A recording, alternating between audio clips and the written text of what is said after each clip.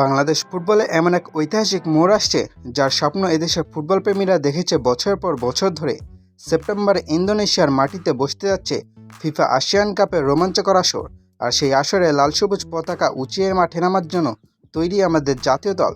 তবে এবার সমীকরণটা আর 10টা টুর্নামেন্টের মতো নয়, এই জন্য এক নতুন বাংলাদেশের আত্মপ্রকাশ। গ্রুপ পর্বে আমাদের মুখোমুখি হতে হবে এশিয়ার অন্যতম শক্তিশালী ফুটবল পরাশক্তি মালয়েশিয়া, প্রতিভাবান দল সিঙ্গাপুর এবং অবশ্যই স্বাগতিক ইন্দোনেশিয়ার মতো পরাক্রমশালী প্রতিপক্ষের বিরুদ্ধে। কাগজে কলমে কাজটা কঠিন, প্রতিপক্ষ হিসেবে তারা অনেক এগিয়ে, কিন্তু বাংলাদেশকে এবার শুধু অংশ নিতে যাচ্ছে নাকি এশিয়াকে চমকে দেওয়া সব ছক ইতিমধ্যে তৈরি হয়ে গেছে? বাফুফে সহসভাপতি ফাহাদ করিমের বিশেষ উদ্যোগে এবার এমন এক মাস্টার প্ল্যান সাজানো হয়েছে যা বদলে দিতে পারে বাংলাদেশের ফুটবলের সমীকরণ। এবার শুধুই অভ্যন্তরীণ শক্তিতে নয়, বিশ্বের বুকে ছড়িয়ে থাকা আমাদের নিজস্ব ফুটবলের রাজপুত্রদের একসাথেই বাঁধার মিশনে নেমেছে বাংলাদেশ। জাতীয় দলের স্কোয়াড শক্তিশালী করতে এবার বাফুফে তাদের দৃষ্টি বাড়িয়েছে বহির্বিশ্বে। বিশ্বমানের লিগে খেলা প্রবাসী বাঙালি ফুটবলারদের অলরেডি অফিসিয়াল সংকেত দেওয়া হয়েছে সেপ্টেম্বরে লাল সবুজ জার্সি গায়ে জড়ানোর প্রস্তুতি নিতে। কিন্তু কারাই তারকা, কাদের নিয়ে তৈরি হচ্ছে আমাদের নতুন dream team? Hamza Chowdhury, Leicester সিটির রক্ষণাত্মক মিডফিল্ডারকে নিয়ে ফুটবল প্রেমীদের উন্মাদনা আকাশচুম্বী। ইংলিশ প্রিমিয়ার লিগের অভিজ্ঞতা নিয়ে হামজা যদি মাঝমাঠের দায়িত্ব নেন, তবে যে কোনো প্রতিপক্ষের জন্য বাংলাদেশ হবে এক আতঙ্কের নাম। সমিত সোম কানাডিয়ান প্রিমিয়ার লিগের নিয়মিত মুখ ছিলেন এবং বর্তমানে যুক্তরাষ্ট্রের তৃতীয় স্তরের ক্লাব নিও কসমোসে খেলছেন। তাই আন্তর্জাতিক ফুটবলের অভিজ্ঞতায় পুষ্ট এই মিডফিল্ডার দলের মাঝমাঠে আনবেন গতি ও দুর্দান্ত ডিস্ট্রিবিউশন। ট্রেভেল ইসলাম ও লুই ওয়াটসন।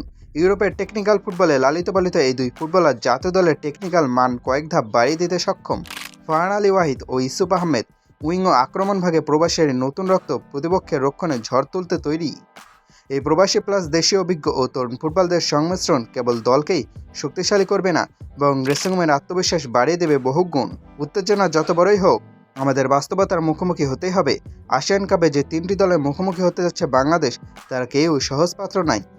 ইন্দোনেশিয়া স্বাগতিকদের মূল শক্তি তাদের ঘরের মাঠের সমর্থক এবং ডাচ বংশোদ্ভূত ফুটবলারদের সমন্বয়ে গড়ে তোলা বিশ্বমানের স্কোয়াড। হোম কন্ডিশনে তারা অত্যন্ত আগ্রাসী। মালয়েশিয়া দক্ষিণ পূর্ব এশিয়ার অন্যতম পাওয়ার হাউস, শারীরিক ফুটবল ও দ্রুত কাউন্টার অ্যাটাকে তারা বেশ শক্ত প্রতিপক্ষ। সিঙ্গাপুর পাসিং ফুটবল এবং টেকনিক্যাল অর্গানাইজেশনের সুশৃঙ্খল একটি দল। তবে বাংলাদেশ কি এই শক্তির সামনে ভয় পাবে? ইতিহাস সাক্ষী, সঠিক পরিকল্পনা ও দৃঢ় মানসিকতা থাকলে বাংলাদেশ যে কোনো বড় দলকেই আটকে দেওয়ার ক্ষমতা রাখে। নতুন কোচের টেকনিক্যাল মাস্টারমাইন্ড আর স্কোয়াডে ইউরোপিয়ান স্ট্যান্ডার্ডে প্লেয়ারদের যুক্ত হওয়া মালয়েশিয়া বা ইন্দোনেশিয়ার মতো দলগুলোর জন্য আরও সহজ হবে না আমাদের প্রতিহত করা। নতুন কোচের অধীনে লাল সবুজের দল এখন একদম নতুন দর্শনে বিশ্বাসী। কেবল ডিফেন্স করে গোলশূন্য ড্রয়ের মানসিকতা থেকে বের হয়ে আধুনিক ডিফেন্সিভ কাউন্টার এবং হাইপ্রেস ফুটবলে অভ্যস্ত হচ্ছে দল। প্রবাসী ও দেশীয় খেলোয়াড়দের এই সমন্বয়ে কোচ পাচ্ছেন চমৎকার ডেপথ। হামজা বা সমিতের মতো ফুটবলাররা যখন মাঝমাঠে খেলা নিয়ন্ত্রণ করবেন, তখন রাকিব বা ফাহিমদের মতো গতিশীল উইঙ্গাররা আক্রমণে পাবেন বাড়তি স্বাধীনতা। ডিফেন্সে ইউরোপীয় ডিসিপ্লিন এনে গোল হজম করার প্রবণতা অনেকটাই কমে যাবে।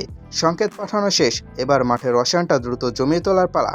সেপ্টেম্বরে এই আসিয়ান কাপ শুধুই একটি টুর্নামেন্ট নয়, এটি বিশ্বমঞ্চে বাংলাদেশ ফুটবলের মানচিত্র পুনর্নির্ধারণ করার লড়াই।